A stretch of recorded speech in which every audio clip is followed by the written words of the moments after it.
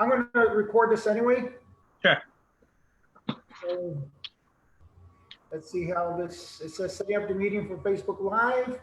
Should I put the phone sideways or leave it like this? Yeah, it's fine. That's fine. Let's do it like that. I think we're live now. I think we're live now. Is that? It does say on Facebook. Okay. Okay, so I think we're live now. Let me check my other page. Hold on. I could go on my other page and see if we're on live now. Okay. All right, let's see if it says. So let me see if this is. Are you on there? Can you see it? So I'm checking the other computer. I can't. Your brother actually gave me some advice, and I was all set with my other computer, and I guess it was whatever happened. It wasn't going through the Facebook Live on this computer, and that's the new computer. I'm using one of my older computers, so wow. That's just crazy. Okay, I can see us live and stuff like that. So there you go. So okay. let's go ahead and you can start sharing it. Whatever you got to do. Okay, you can hear me. You can hear me right? You can hear me good. I can hear you out. Okay. All right, good.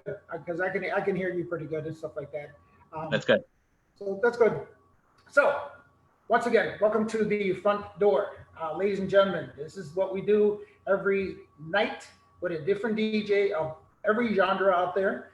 And today we have Rich Huerta coming up. Just to give you the kind of, yesterday we did the first one. And I just want to let you know that we're going to do this every week, every day, actually at 8 o'clock. And we want people to know that that's what's going on, is that to check out what's going on as far as the DJs and stuff like that. First questions, I gave you a list of things that maybe we're going to be talking to you about, and I was going to tell you. So for those people, I know who you are, but there's a lot of people that might not know who you are and stuff like so. So give us who you are, background, everything, Sure. You name it. That's yeah. So of course, Rich Huerta. Back in 1981, when I was 13 years old, I got interested in wanting to be a DJ.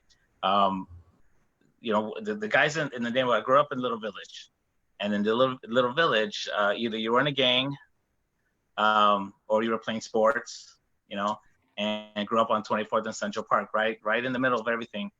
And we had friends growing up, older friends. And one gentleman who passed away about 13 years ago from cancer, his name was George Tamez. He was a DJ back then.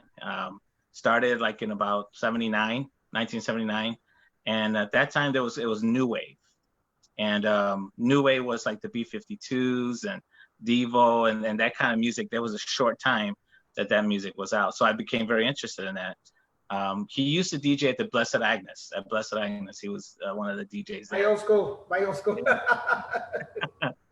And yeah, exactly. And probably that's one of the questions. I think that's probably where we met. But I used to go with George when I was 13. I used to go to all these parties, BA parties. What's his name again? George who? George Tamez. Okay, yeah. Oh my God, former police officer, right? Yes. Okay, yeah. He lived on Central Park. Am I correct? Yeah, I lived 7 houses down from him. Okay, exactly. So, right across from Mario Reyes' house. That's funny you say that. I took some notes today and I put Mario Reyes on my notes because he lived on 20. I lived on 24th. He lives right on 23rd, but right on the corner there. Okay, right. So basically, I just really enjoyed, watching George get people to dance, especially at the BA dances. People would go crazy with certain songs. The one song that he always would play that would get people going was Martin Circus. And classic. Yeah, back at that time, everybody loved that song. So, and I attribute not being in gangs to him and some other guys in the neighborhood, because we did play a lot of sports, but the DJing is really what kept.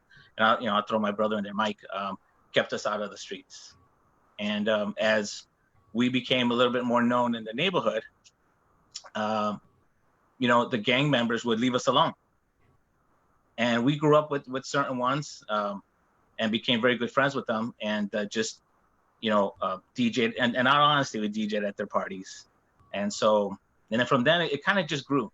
I would work with for those that live in a little village, my mom used to work at Tropical Optical on 24th and Miller. Jimmy's place, huh? Jimmy's parents' place. Okay. And so I worked there to make money to buy records and equipment during that time. And I would buy my records on 26 and Miller, Pedro. He was right there on 26 and across the street from Little Danny's. There was a record store in Pedro. I would always buy my records from him. Oh yes, now you're right. Yes. You're right in the corner there. That's right. Yeah. I forgot about that place. You're right. Yeah, exactly. Matter of fact, I just got him on Facebook through Mario Reyes, maybe about a year and a half ago. Oh, wow. He looks the same, and so you know, it just evolved from there. And the BA dances is really what is our claim to fame in Little Village. The BA dances just got us more popular because we were doing dances once a month. And we would get artists, you know, we had Bad Boy Bill and White Boy Mike. We had them there one time. All the neighborhood DJs, you know, were there. Wait. I'm gonna stop you right there. I don't think Bad Boy Bill was around when we were doing the PA dances. Yes, he was. You really? Ask my brother. Yes, I kid you not. I have the story behind that. I'm gonna put this headset on just to. Because that's what I did too. Exactly. That's better. Yeah, that's better. Yeah. So Bad Boy Bill performed with White Boy Mike at BA. Okay. And we have the flyer. I have the flyer. And I'm trying to remember if it was 89. It was in that time frame. But yeah, we had Bad Boy Bill perform. And we had seen Bad Boy Bill and White Boy Mike perform somewhere else. And White Boy Mike used to use a lot of profanity in his show. And when we hired him, I was like, hey, you know, Mike, we're in a gymnasium next to a church. We got a lot of kids, so do me a favor. Hey, can you minimize your profanity? No problem, Rich. And oh my God, he swore up. I think he doubled his profanity just because I told him not to swear. But you know, throughout the after that, just throughout the years, like, you know, my brother and I just kept on DJing. And then when I started a family, you know, I had to kind of switch gears and kind of go out and get a real job. And but I still DJ. I still continue to DJ. And probably up until, probably about 5 years ago, you know, I was still DJing on and off, but 5 years ago, I really, really got back into it. And 3 years ago, about $12,000 worth of equipment, speakers, lights, you know, getting back into weddings and cotillions and, you know, just doing it on the side. Okay. And so I'm gonna give you what. That's why I was asking about Bad Boy Bill, because I could have swore that Bill didn't become Bill till after Julian Jumper Perez, because I remember I used to go by Julian Jumper Perez's house, and he used to show me this kid that was a little 13-year-old kid, and that was William. William, that was his name.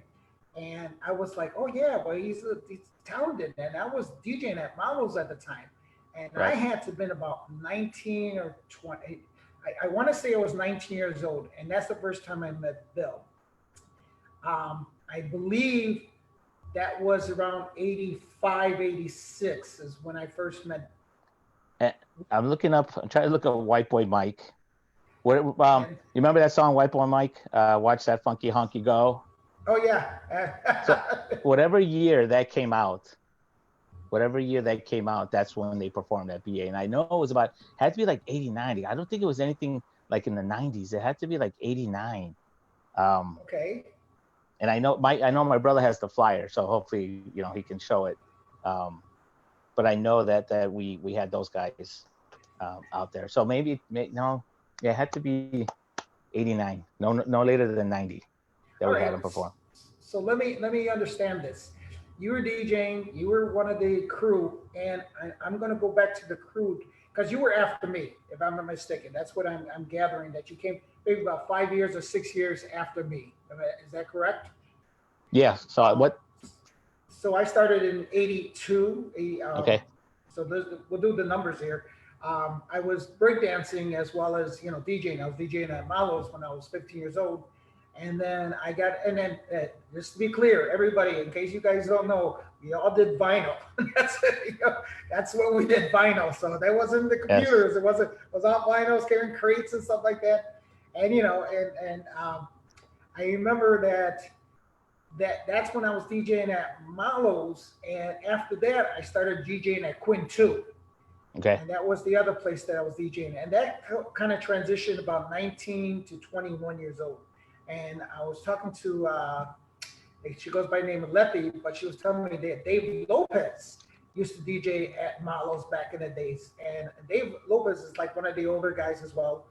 And the reason why I knew Mario and George, because when I graduated from Blessed Agnes, I ended up going to First Brother Rice the first year, and then went to De La Salle.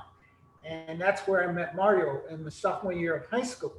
Mm-hmm. And it was kind of that was the connection where I vaguely remember you guys living across the street, but I remember George Damas. I mean, I remember George Damas. I remember Mario and stuff like that growing up, because I was always by his house at 15 years old. Right. And Mario took me to a club on 63rd and Holman. And I think it was called, I want to say it was Tequila Mockingbird, but it was maybe. And that was owned by actually Ruben Pazmino. His parents owned that club. And if you know Ruben Pazmino, he's the owner of Tropicana. Was the owner when I was doing the Tropicana and stuff like that. And I mean, long story, how things go full circle. And I thought this was very interesting, because when I was doing the house music, like you were doing the house music and vinyls and stuff like that, I agree with you, because when I was 14, or let's go 14, 15, I lived on 26th Street. And exactly, we knew all the game bangers, and we knew exactly, so music gave us a different direction, and hence the breakdancing gave me a different direction. And, I credit that to, just the industry saving my life, or our lives per se. Have you ever DJed, and I probably know the answer to this, have you ever DJed where there was problems in the actual basements that we used to DJ at? Did you ever have any of those issues?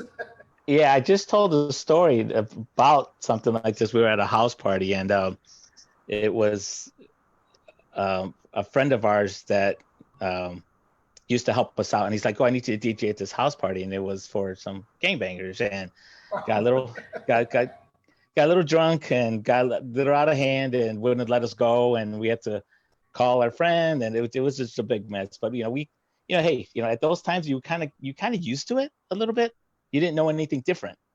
You grew up in that neighborhood, and you kind of just, I remember one time with George, we went to the DJ with George. Everybody knows this story from the little village, but we were DJing with George at a cotillion. We left early, and then we went to a house party, and it got raided, and we all went to jail. Me, George, some other friends. But this is, and you probably know this, George was such a stand-up individual that when my mom came to get us from 63rd and St. Louis, the police station over there, George walked up to my mom and says, "Mrs. Huerta, this is not Rich's fault. This is my fault. I'm the one to blame." That's the kind of person George was as we were growing up. But wow. I've had some interesting stories, DJing back in the day. Well, I think all of us, and it was not unusual for us to do cotillions. That was like our big thing that we did. Yeah. What was the place on Cermak Street that we all used to DJ at? Palace Regency. Palace Regency, yeah. That was the one that we used to always go to and stuff like that. I just remember that, and cotillions were kind of second nature to, because we didn't really have nightclubs per se. It would be like, and I remember making like mixtapes for the gangbangers, because they'd say, "Hey, can you make me a mixtape?" And that's how we stayed cool with the gangbangers in the neighborhood. And have you ever seen any of the old guys from back in the days? Have you? I mean, I still keep in touch from Little Village. Yeah, we still keep in touch. of course through Facebook, but you know, I still keep in touch. And matter of fact, people from work tell me I've had French friendships that I've had since kindergarten still. Oh, Um, wow. yeah, Wow. friendships that's from 7th and 8th grade that we still, you know, hang out. Or and it's kind of weird. So I was just saying this to my family that the weddings that I'm doing now are the people that I grew up with in a little village. I'm DJing for their kids. They're getting married. That's crazy. You know, it's like, damn, dude, that's now, you know, you're getting old. You know, you're Yeah. DJing for your best friend's kids. Correct. Correct. So I mean, no, I mean that's what I want people to understand that, you know, um, and there's a dual reason why I'm doing this because Rich, just like yeah, I sent you the list of all the DJs that I have, and you see it's a big list of a very big variety of people that I'm going to be interviewing. Not only that, I got to give credit to your brother Mike because he got me to. We're going to do an interview with Candy from Taps. If you remember Taps, Forbidden Lover, you know. Well, you know what? All I'm gonna hold on. I'm gonna take the credit for that. Because wow. if I don't know if she's on there, but her and I started talking about a year ago. So my brother's just kind of like getting his way in there. But so I'm gonna take the credit for Candy from Taps. Because I understand that you guys were going to have her, and I guess Facebook changed the dynamics of Yes. doing Yeah. this and stuff like that. So it did. It was last November. What I seen on the flyer and stuff like that. Yeah. I guess It was. it did. We were doing a test, and the test worked, and then the day of it didn't work. Like all of a sudden, the Facebook Live, so we can like now, you know, you have the split screen, because he was doing that. He had White Knight, myself, Mickey, you know, all these other individuals, and you know, the day of it didn't work, and he thought it was user error, and after we found out it wasn't user error, it was Facebook that changed their format or platform. Okay. So But yeah, yeah, she's a really, really nice person. I've talked to her many, many times. You know, one time we were talking, I had told her that that my dad knows Freddie Fender. You know who Freddie Fender is? oh wow. So my dad grew up with Freddie Fender, and she goes, "Oh, wasted days, wasted nights." I was like, "You live in Canada. How do you know Freddie Fender?" She goes, "I love all kinds of music." So I said, right then and there, I was like, "You're cool." You know that she knows that who Freddie Fender is.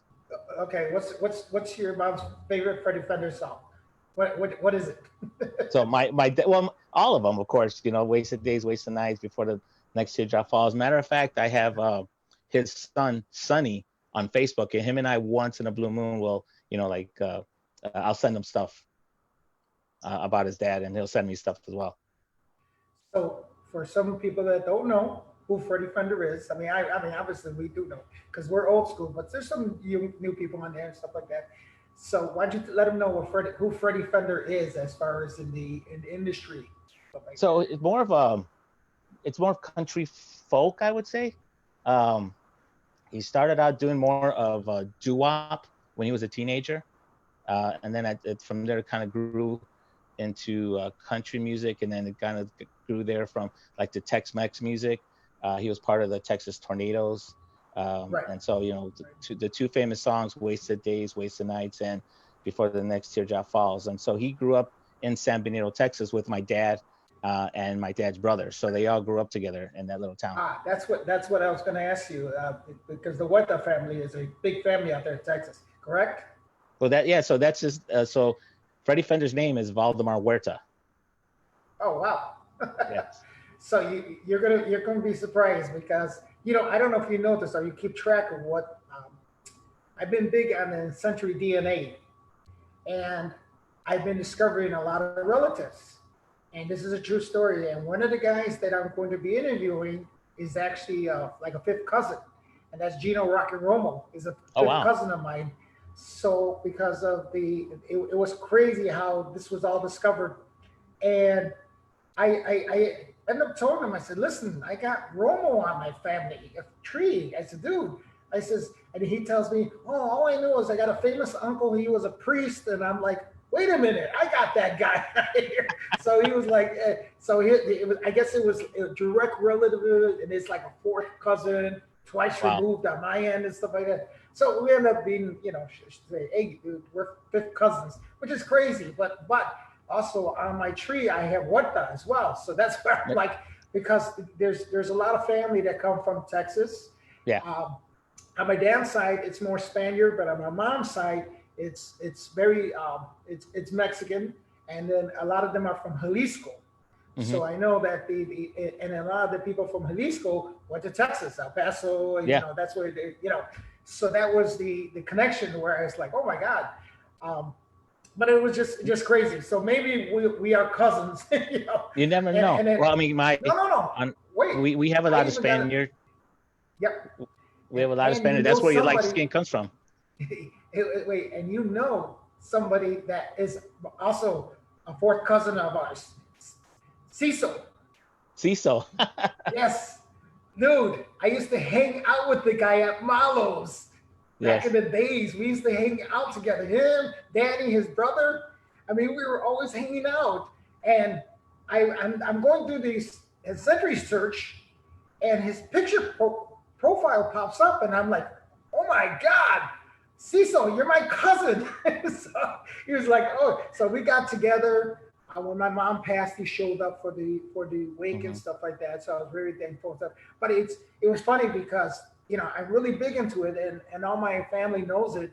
And I introduced Cecil to my aunts and uncles, and I go, look at this is a relative that you don't know about, and it stems from my grandmother's side of the family. I says he's a direct relative to grandma, and here we go and stuff like that. So it's just kind of crazy how.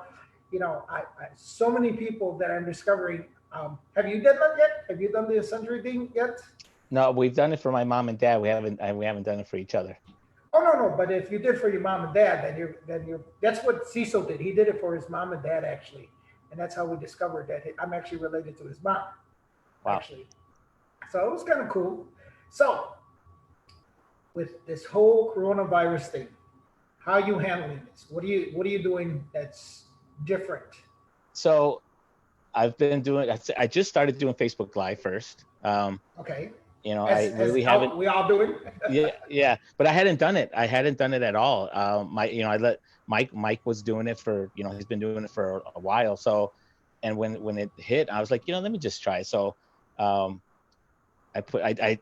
took all my equipment, put it in the basement, hooked it up, and just went live one day. And then people just started jumping on. I didn't even tell anybody what was going on. I just jumped on, and people were jumping on, and had to make some adjustments. And so just little things. Like the other day, what I would do is go on Facebook Live and say, "Oh, I'm testing the sound," but people are like, "Hey, are you DJing?" I'm like, "No, I'm testing the sound." And I was going through somebody's Facebook feed, and they're like, "Oh, you have to just record yourself and play it back." I'm like, why wasn't I doing that before? And Rude Boy Rob, I told him that day before yesterday, and he was like, "Hey, I'm gonna do a test on Facebook." I was like, "Why? Just record yourself, play it back, and you'll get the sound." He's like, "Oh shit, I never thought of that." Something as simple, of just recording yourself on the phone, playing back through your system, you get a better indication of how it sounds from everybody out there. But going back to the pandemic, I'm still working, so I'm a district manager for a major wireless carrier, so I still go and visit my stores because I have employees in the stores. So I work from home a couple of days. I'm out in the stores visiting. But with the pandemic, it's just, a lot of people are home, right? So I'm glad that I have the opportunity to go on Facebook Live and play the music. So, there's a lot of individuals out there that'll say, "Oh, these DJs are playing the same music," which is old school house, like that. But that's what my audience wants. When I go on Facebook Live, if it's one time when I was DJing on Facebook Live, I started playing Spanish, like bachata, and there was comments on there like, "Oh, bathroom break time, I'll be back," and people were dropping off because that's not my audience. My audience is old school house, freestyle, classics, and even the genre from like 81 to 83, the R&B disco, right. Slave, Tina Marie, those artists, they're into that. So that's what I play, and that's what they like. So I'm just gonna play to what the audience that I have. So, Rich, and this is, and I'm not trying to take anything from you and your story and stuff like that, but probably it was 93, 94 when I switched over. I was, because I was a house DJ. Everybody Sure. knows, a good friend of mine, John Hernandez, who John was supposed to be on actually the show right now, and thank you for stepping up for him. John unfortunately had to work. They called him overtime and stuff like that.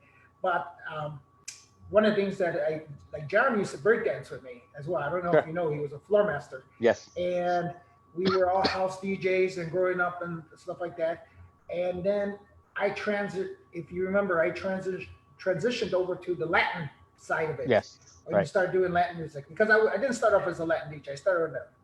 But I think what changed in the dynamics of, and we were all Southside DJs. Let's be honest with you. Sure. We grew up on 26th Street, right? And then we would go to 43rd or 63rd, and we go to Prime and Tender. We go to Tiffany's, and we go to Right. On Our Own, and and Malo's, and you name it. We were all in the South Side kind of thing. But for the first time, I think, and it worked both ways.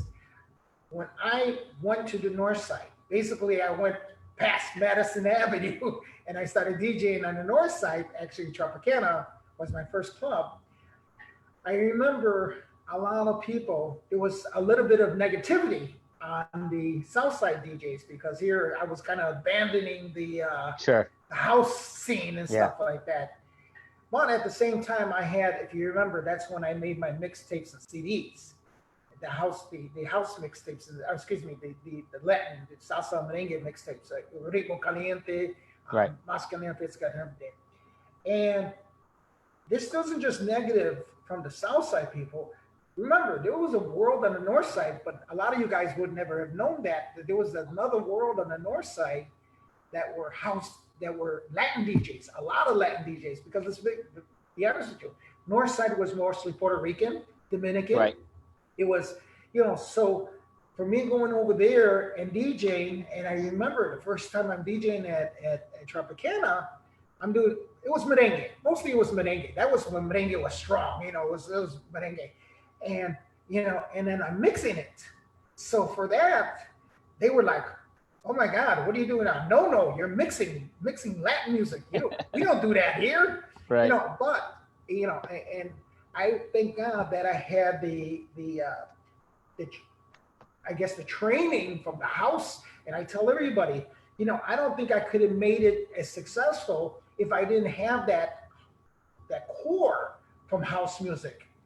Because I don't know if you knew this, but I was signed with DJ International for a bit, with Rocky Jones Mm-hmm. and Lauren and stuff like that. So I tried my house producing and stuff like that. And I wanted to, do something that was different. And, my biggest, at the time when we were all DJing, there were 5 guys that we looked up to. And who were they? They were the Hot Mix 5 that we all looked up to. Kenny, Party, Ralphie, Scott, Mickey. And speaking of Mickey, he's a real close friend of yours as well. And I remember I was like, nah, man, these guys are never going to, I'm never going to get my break with the Hot Mix 5, because those guys are never going to screw up. They're never going to, they were in their realm. And when I decided to make my mixtape and basically do exactly what a house DJ did, basically, because we all made mixtapes. I remember making a mixtape, and selling volume 1, 2, 3, 4. I think we had 25 volumes of house music, Latin house, and there was, at that time, there was no ghetto house. It was just house of every genre per se. It was house. And then we would do like the disco funk that you called about as well, And I think that's where everybody kind of just like, okay, well, how can we do this bigger? What did you feel that you could have done or you have done that was bigger than just staying inside the South Side kind of mentality? And I don't mean mentality, but I guess it was like. I've had this conversation like with Jesse De La Pena, and one thing that and I'm going to be very open and honest here. You know, my brother and I became very arrogant and cocky during that time because of the BA dances in Little Village, and you know, we kind of, you know, it was us. We were, you know, it was us in that time, and you know, what hurt was that we stuck to ourselves. We didn't really venture out. You know, we didn't build and foster relationships with other DJs because we were very kind of arrogant and cocky at that time. It's because, hey, we're the Huerta brothers. We're, you know, we're here, we're Little Village, and we were just known for that. And so, you know, I say that now because it was true, first of all. And there's a lot of things we could have done different, building relationships with other DJs, and that's, you know, being, snubbing other DJs. And, you know, there was only a few that we would let DJ at Blessed Agnes. And so that hurt for many years. You know, there's some DJs that I talk to now that. You're talking about the backlash of it? Yeah, the backlash that, you know, kind of just kept us in Little Village. You know, just we didn't venture out with other DJs and other parties. And, you know, I mean, we did DJ at different parties. My brother a little bit more so, but it wasn't what it should have been. In regards to just really working with so many other DJs. And even, you know, these, since about 5 years ago, these conversations happened, and they would say like, hey, Rich, you know, we thought you and your brother were kind of stuck up, and, you know, that's why we didn't invite you here. We didn't invite you there. So it's true. It's true. That's what kind of hurt. So I would say that, you know, we were just a little bit more, you know, willing to work with other DJs. You know, it would probably, I think, could have been different, you know, like maybe we would produce music instead of just mixing it, you know, things like that. Okay, that's what I was gonna say, because I know it's like Jesse De La Peña. Oh my God, that guy went worldwide and stuff like that. You know, exactly. I know that was the other factor, is because, like for instance, Mario Reyes, when they had signed with DJ International Records and stuff like that, Boogeyman and stuff like that, DJ International Records. One of the things that I honestly, and we all know who he is, I don't think he gets enough credit in this industry, is Benji Espinosa. Sure, yeah, I know Benji very well. Benji, and I don't know if you knew that, Benji lived next block over on Harding and 23rd. I remember him growing up and seeing him all the time. And so when I found out he was one of the major distributors in this industry, I was watching people do production. And when it came to house music, it was there was two factors that were going on at the same time. If you remember, there was the Latins and the African Americans. So, you know, it was you know, DJ, not even DJ Funk, but it was more Jesse Saunders and, you know, JM Silk and stuff like that. And then there was the other guys that were, you know, like Martin Boogeyman Luna. There was Julian that started doing it, and there was you know, Rafa Rosario and all these guys that were doing it. And I just remember that was my, like, oh, this is great. This is great. You know, we're actually, you know, I always thought about it as finally minorities are getting a say in Chicago. Sure. It wasn't so much as black and white and stuff like that, but I remember that there was also, you know, and it goes both ways. I remember that there was the Latinos who didn't allow Black people to want to be successful. Black people didn't want Latinos, and even in the Latino culture. And I was witness to that when I went to the North Side, because here I was, a guy who didn't speak Spanish at all, didn't understand Spanish, and they would say, Prieto, where? From where? You know, and little did they know that I was my last name. But you know, and then when they didn't hear me speak Spanish, I would like, oh, you're not a true Latino, or you know, it would be just that whole thing, and or you're from 26th Street. You don't know anything about Latin music and per se. That was the comments that would. And so I mean, I remember particularly one of the owners, and he's from the South Side. One of the owners on Archer Avenue in Western. I mean, I don't mention the guy's name. Sure. but I remember I did my first salsa event, and there at the club. And I give a lot of credit. I brought Jesus Enrique there, and the reason why I brought Jesus Enrique, he's Mexican, Sure. and he sings salsa. So I was like, okay, let me do I call it salsa mexicano. That was the theme of it. And I remember his brother, the owner's brother, coming up to me and goes, I have no clue who this guy is, but wow, he can sing. He's phenomenal. And I was like, and when the owner came up to me and says, you know what, you'll never make it in this business because you can't speak Spanish. That Yeah. for me was like, you're telling me something I can't? No, no, that's that can't is not in my vocabulary, and that drove me even further and stuff like that. And honestly, that's where I think I was really hardcore to want to make the mixtapes and CDs and stuff like that. Yeah. A lot of us were like that. I mean, myself, my brother, my sister, a lot of our friends were, just in the same boat where, we're Hispanic or Mexican, but we can't speak Spanish.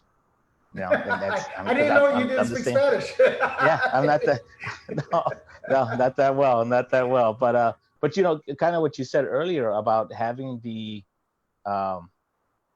skills to mix does help. Like, so my brother, when he started doing Spanish, because he was doing more cotillions and more weddings, I would listen to him, and then he made these premixes. And when I would do wedding or cotillion, in all honesty, I would use his premix, and it was just, but then the past, it's been about 2.5 years that I've been really getting way more into Spanish. But of course, reggaeton is easy, right? But getting more into the bachata, merengue, salsa, because when I am with Mickey, when I DJ with Mickey, he does the house, he does the house, he does the classic. So, there's no reason for me to duplicate what he's doing. Yeah. So Right. That's where I come in with the Spanish. And so it's been building and growing for the past couple of years in order for Mickey and I to have that balance. And it's, of course, I mean, we're going on, it'll be 3 years that we've been DJing together, a lot of places, and weddings and cotillions, and of course the bars and clubs. So, and it's been working out very well. Nice. Well, I got to make a statement here because someone just posted up and said, "Where's the music?" And I just want to let people know, if you're tuning in right now, this is called the front room for a reason, because of the fact that as we all know that everybody's doing live streaming with the music and stuff like that. I want people to, and we're going to archive all this recording, because I want people to know other DJs out there that are just not, because I have a pretty good following, but it's not just about me. It's about giving credit to other things that are going on out there as far as music, and what brought those people here today, why we're here. How long can you've been DJing now for almost 30 plus years 36 now? years, about 36, yeah, about 36 years. Okay, 36 years, and that's a career for a lot of people. That's a great career. What would you consider your highlight of the career that you could do? What would you? And I was thinking about that, and there's been a few. I think, trying to be as modest as I can, I guess, but I think a lot of the highlights are when there's other DJs that have come up to me and say, "Hey, Rich, you gave me my first start at BA, or because you became a DJ, I became a DJ. You inspired me to become a DJ." Things like that, or when at parties, and I play certain songs, it reminds them of, back in the day, or a party I DJ'd for them years ago. And then, of course, other ones are just when I got a chance to really meet and work with the Hot Mix 5. That's those are things like that. So, I remember the first time I met Farley. I don't know, like I think it was 9 years ago when I became friends with Farley. Kenny, I've known Kenny. I mean, everybody knows Kenny, but I've known Kenny for many, many years as well. Scott Sills, I worked with Scott Sills very, very closely. A couple of years ago, we used to do weddings. I don't know, you remember the party that Tony Rosales threw at the McCormick place, the 35-year Hot Mix 5 reunion? Yes. That happened about like 4 years ago, 5 years ago, if I'm not Yeah, mistaken? just about. I think it was 4 years ago. You know, I was Okay. Farley invited me to DJ there, and that's where I met Scott. And then from there, we DJed at a ton of weddings. And then, you know, within the past 2.5 years, I've been DJing with Mickey. As a matter of fact, I just talked to him earlier today.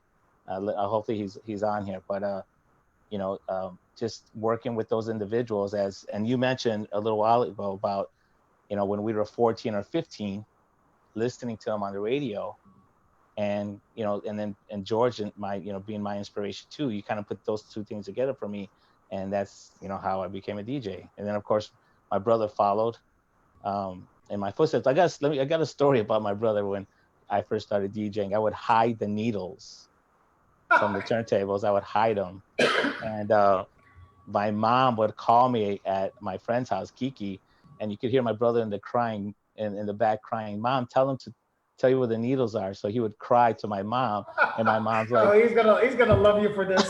"Oh, he knows. I always tell the story. He knows it." So and because he wanted to practice, and I said, "No, he'll break the needles." But of course he didn't, and so of course he just, you know, would practice and practice and practice all the time. Well, but when you're telling me about, so from where you're talking, because Rich, I don't know you in the sense of that, like we haven't kept in contact on a consistent basis. Right. We see each other, we say hello, we run into each other. I'm busy doing my thing, you're busy doing your thing, and then we'll sometimes see each other. I think we've probably seen each other probably once a year, Yeah, maybe. yeah. You know, Yeah. and we see, you know, and then I'll see you, your brother, and stuff, and that's because I'll end up going maybe to a Southside party or something like that, and because I'm so busy, I don't want to even see you. But from my gathering, I'm guessing that you're about 5 years younger than me, if I'm not mistaken. I don't know. You look pretty young. I just turned 53. Okay, all right. So I'm 56. I'm 56. Okay. So, you know, but I remember at 1450 there was no Hot Mix 5 yet. There was not the Hot Mix 5. I remember Kenny Jam and Jason DJing for sometimes at Blessed Agnes, because that's where Sure. I remember he was DJing there.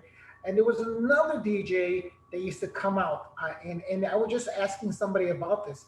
He was a mobile DJ. He was a black guy that wore hats and cover. What was his name? Hold on. So his cousin was named Goldie, and then he was it'll come to me. But yeah, he used to DJ at Robert Burns too, at our parties there. Right. Was it Gold something? Because his cousin's name was Goldie, so it was something with gold in it. I just remember that because I had to be in 7th grade. I remember that. And I didn't even get the DJ bug until after I turned 14 years old, or maybe 13 or 14 and stuff like that. But I just remember him DJing, and he had the lights and everything like that. And I think he also DJ'd at De La Salle one year and stuff like that. And I could have swore he had a rhyming name. That was I remember it was like a rhyming name. But he had like the cart. And the cart was the DJ booth. And stuff, well, yeah, whatever. He had the lights. The lights were around the cart. The top. Yes. Yeah. See. Yeah. Yes, I remember that. It was like I couldn't think of the guys. If somebody knows, please type it in and stuff like that. I remember that. But I remember those that time, and then I remember WDAI. That's when I heard Kenny DJ. Okay. And it was 92.3, I think, or something like that, or 89.9. I could be wrong about the numbers again, but that was kind of where the first disco house was. And I remember Kenny was DJing there, and I had seen Kenny a couple of times over by the Harv Roman's gonna know this, at the Boys Club. WCYC. WCYC. And I remember when I went to De La Salle, and I was like, well, you know what? I'm going to want to be a DJ. That's where I kind of made my mind up. And then obviously meeting Mario Reyes, I just like, okay, and he was good. He was really good. Yeah. I was just like, wow, man, this guy is smooth. This guy's good and stuff like that. And I really picked it up quickly. I really, I say I was a fish to water, you know, like quickly. Did you find it very easy to start when you first started? So, Did you? So the story how the first two records I ever first two songs that I ever mixed was the B-52s, Rock Lobster and Private Idaho. Those are the first two, and that was at George Temez's house. And I love George like a brother, God rest his soul, but George couldn't blend. He knew the music, but he couldn't blend at all. And so I was up there and I said, hey, let me try it. And he had the B-52s on the turntables, belt driven, of course, turntables. And I put him on there and I got him on beat and I held it. I held the beat. And he's like, how did you do that? I was like, I don't know. I just moved this thing to make it faster and slower. And he took the headphones off of me. He tried it. He couldn't get it. He's like, forget this. Let's go play baseball. And so, yes, it did come. It's same thing with my brother. It came kind of natural for both of us. I don't know why or how, but just to be able to get it on beat. And, one thing that you had talked about was, maybe some advice for future DJs is, learn the music, really learn the music, learn where to, bring in the song, learn where to exit out of the song, know your audience. That's the biggest thing for me is just know your audience, know what they want. And in all honesty, I take requests. If I'm at the bar or at the club, I don't mind requests. I really don't, because in all honesty, it kind of helps because sometimes you get stuck. Sometimes you get a little stuck and you're not sure. Somebody says, hey, can you play this song? I was like, oh shit. And then that takes you in a whole other direction. It takes you in a whole other direction where you're like, oh man, I wouldn't have played a particular mix if somebody didn't ask for a particular song. So what I was going to tell you, one of my comadre is online right now, Joanne Montes. Do you remember Joanne? Jojo? Jojo, yeah, exactly, and stuff like that. So it's funny because she's related to everybody. Yeah, she is. Okay, so hold on. I got a story real quick. Hold on. This was let's see, 15 years ago. I was gonna have a surgery, and I get a phone call from the hospital from McNeil, and say, so my name is John Richard, right? So they said, oh, can I speak to John? And talking to me, I got to ask you some questions before your surgery, and asking me questions. And then one of the questions is, do you have a brother named Mike? I'm like, yeah. She goes, do you have a sister named Patty? I said, yes. She goes, is this Bones? That was my nickname growing up. I was like, who is it? She goes, it's me, Jojo, little Jojo. And I was like, holy shit. Yeah, you're right. She's related to everybody. So it's funny. And it's just crazy. Like I was telling you the story about Cecil, right? Right. So I don't know how the camera, I do. So Joanna calls me up because Cecil's youngest sister, Diana, is going to Humboldt for my salsa night, right? And Jojo texts me, hey, I want you to take care of Diana Contreras. And I says, okay, who is she? Because at the time she was 10 years younger than Cecil. So obviously I wouldn't know her, stuff like that. And I see her and I'm like, wow. She just celebrated a birthday the other day. Yes. Mm-hmm. And I was like, wow, okay, it was pretty good. She goes, you don't remember the brothers, her brothers? And I go, who's her brother? He goes, Cecil and Danny Contreras. And I'm like, and then she sends me a picture on Facebook, and I'm like, I kind of remember them, and I remember more Danny than right. Cecil, right? But she goes, no, man, we used to hang out with these guys all the time. And honestly, when I found out that we're related to Cecil, that it was his profile picture, and I said, holy shit, I called her Joanne, I go, you'll never believe this, and stuff like that. Oh my God, it was just talking about, and you're right, she related to everyone because the funny story with her, I don't know if she ever told you this, I knew her since she was little, 12 years old. So her brother, Gerald, used to be a colito back in the days. So that was where Radar, the colitos, and dance groups was big, and Janelles and stuff like that. And going back to the whole Mario Reyes aspect of it, because Mario was dating my sister Kim, and we used to go to Janelle's, which was on Irving Park and Central Park. That was the first Janelle's. And I would see Radar, and I would tell Joanne, oh man, this is beautiful, this club and all these dancers, and the Colitos and Portates and All Stars and stuff like that, and the dance groups and stuff like that. And I remember that was really a North Side thing that was happening Yes. when it came to the freestyle dancing and stuff like that.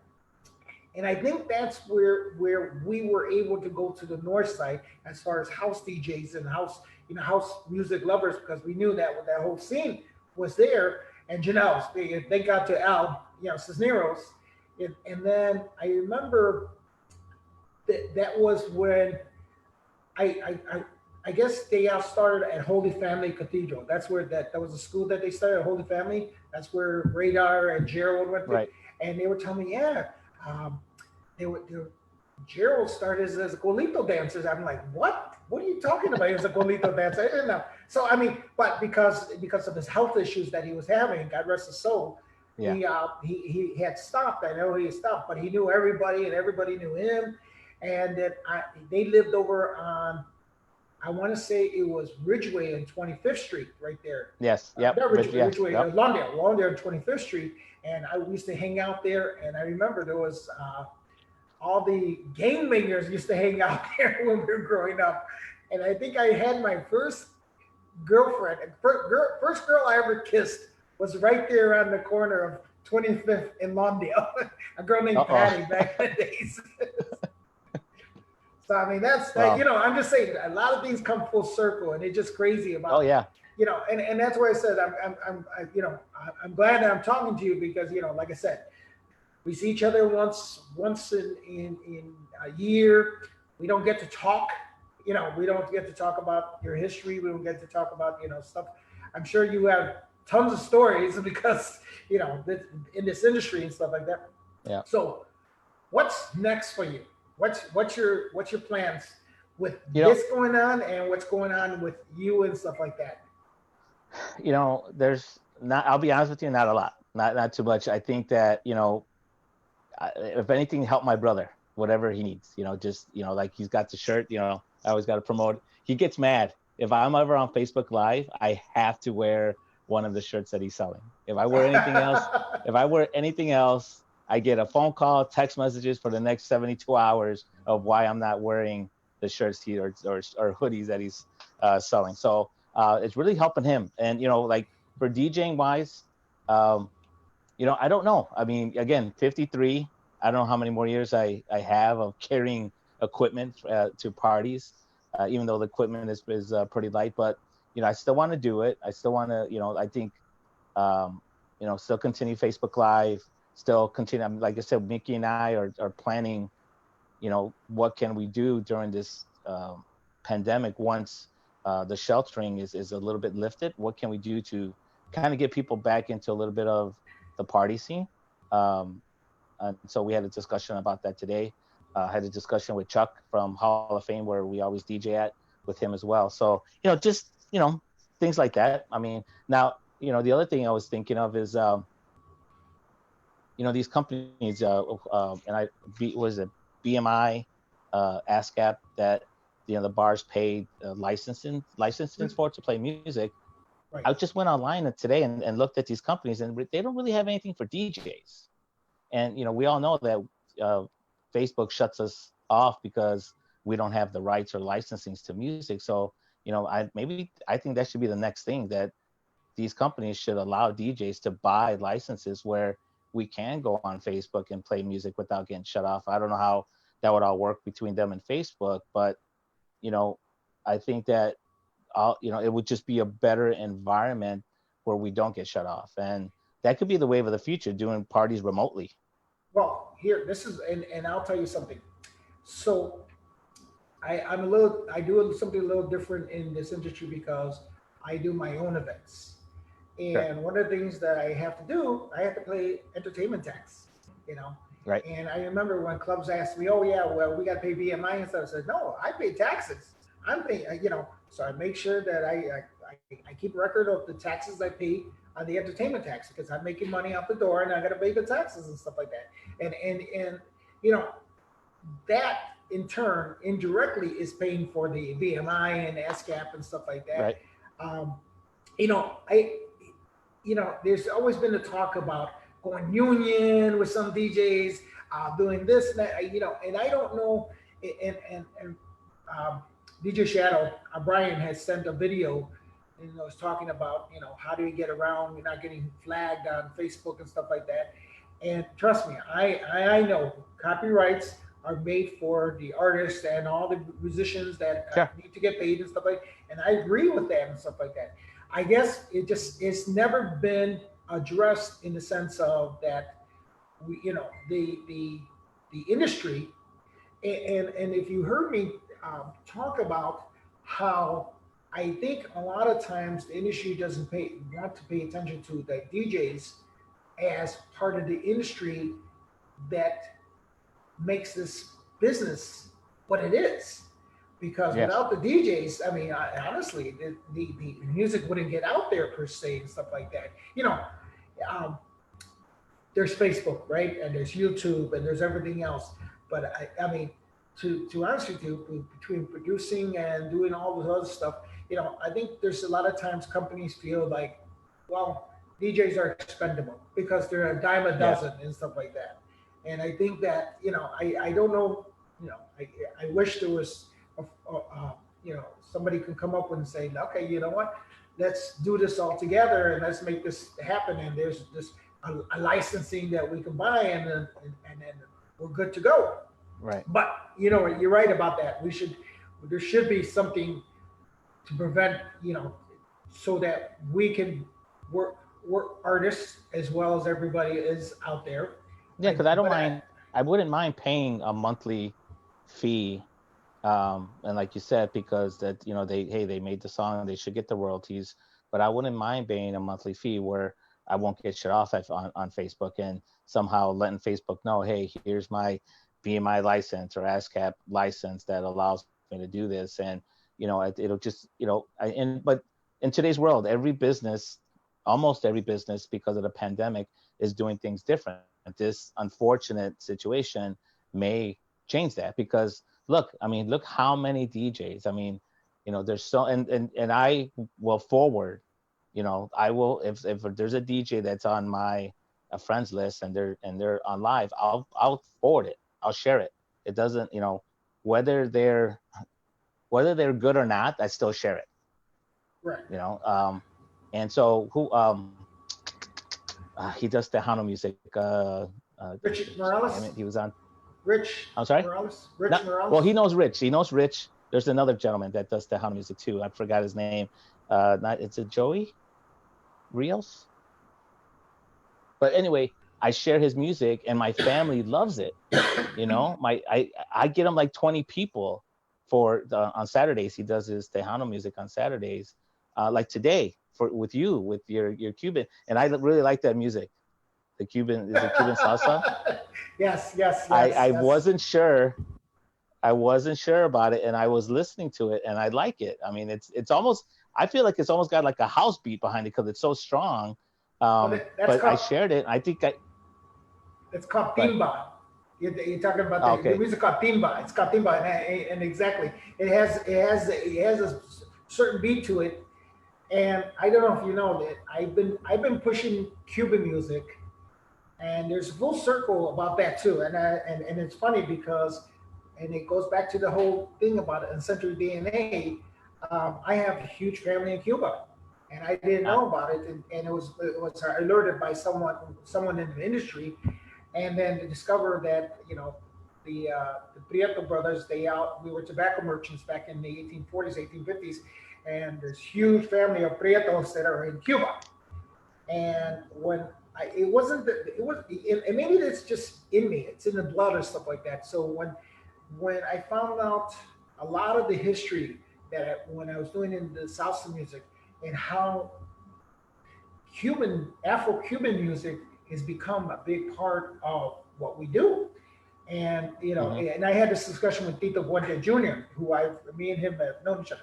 And by the way, we're going to do this with him on my birthday on May 26th. So just today, nice. we confirmed it and stuff like that. But here we talked about it, And even when I brought him here to Chicago, and I, I don't know if you've ever seen that he comes to on Tuesdays. I do bring him once a year. It's been going on 7 years in a row that I brought him, and I remember he tells me, he goes, no, this is music from Cuba. And I was like, wow, and his father, obviously started with Celia Cruz and stuff like that, and all Right. Cuba and stuff like that. And that was where there's a whole big story about mambo and how he came from Cuba, and salsa, was the umbrella term and stuff like that. And it just makes sense of when I started doing Cuban nights here in Chicago. It became huge, and you're just amazed that people who like the music are some people who never heard the music. Well, you just hear it and it's infectious. You're like, Yeah. Well, I wow, mean, this is I I have two left feet, so I wouldn't dance, but I just would go just to listen to it because it was. I mean, I liked it, and I think I got probably like 10 or 12 people that jumped on, and they were messaging me, hey, thanks, this is good, and even afterwards, I got some messages about how they like the music. right. I mean, that's and to me, that's a whole new world that it needs. And let's be honest with you, with the embargo, a lot of stuff was not getting here to the United States. A lot of Sure. music wasn't being discovered, and thank God, with now with internet and stuff like that. Even now in Cuba, it's really hard to get stuff that's brought to us because they don't have internet like we do and stuff like that. And there's a lot of and just talking to guys from Italy, I don't know if you're aware of this, but a lot of that music that I played, there's a lot of stuff that's coming from Italy and Spain because a lot of musicians, when they left Cuba to go to Italy and Spain because that's where the money was and the Sure. studio was great, better and stuff like that. So you got this group called La Maxima 79 and Tabarango and stuff like that that they're very influenced in that music. So that's why I think it's really cool because if I tell you that my discussion with Pitbull, and Pitbull and I have had discussions many times. We talk about the aspect of Cuban music in the Right. industry, and look where Pitbull is today. He's one of the Yeah. No biggest. kidding. Yeah. So I um, think I think in today's environment, and that we're in, and with social media, and it's really opening a lot of eyes to different kinds of music. DJs that would never go on Facebook Live. I think the iRig, right? Everybody's using the iRig. iRig was back ordered. Matter of fact, I was talking to Gino day before yesterday. I was like, hey, your sounds great. What are you using? And he goes, oh, I just use the SC4 cable and just a little cable. And then Rude Boy Rob, I was like, what are you using? Because I'm hooking up to EQ because Rude Boy Rob sound is amazing. I mean, it sounds great. So I'm trying to figure out, talking to different DJs to somehow make my sound even better than it is now. right. So that way when people are in their cars driving and stuff, they can have a decent sound. Right. But it's unfortunate what we're going through today. But a lot of things are changing the way we do business, the way that we view the world now. It's just unfortunate that it had to happen with the pandemic. All right. Well, this is 9:04. Thank you. Yeah. Guys, it was really great talking to you. I was funny Same because here. you told me when I went out, oh, I hope I have an hour to know what to talk about. Yeah, I told you it goes quickly, right? Yeah, exactly. And like I said, I'm happy that I can talk to all these DJs. Because listen, I talk to people, but what do we do? Hi, hey, what's going on? How you doing? Hey, you want a drink? Oh, come on, hey, but Yeah, when we sit and that's down it. and actually talk, Right. Yeah. and I know me and you don't get to communicate on a regular basis, and I think this is going to be cool because and hopefully people who log on, people who comment and stuff like that, you can communicate with new people and stuff like that. Obviously, people who have on my page can know who you are as well, and so it opens up these It different does. Yeah. doors. And that's kind of why I'm doing it because I want to make sure that people know that there's a big world out there, and there's a big world when it comes to DJs, musicians, artists, and stuff like that. So honestly, I'm happy that I'm doing this, and I thank Yes, you. so am I. Well, I Be my appreciate you second reaching out. person. Yeah, second show, and I think this is going to get bigger and bigger. You know, I got a lot of you know, good feeling on this. I really do. Well, good. When you have Pitbull, make sure I'm on with them, okay? No, I'm sure. You know, I don't know if Pitbull's going to do this, you know, but you know, who knows? Maybe You never he'll know. reach out and you know. You never Cool. know. All right, thank you, Richie. All right. Thank you very much. Appreciate All right. it, guys. Thank Take you. it easy. Thank you.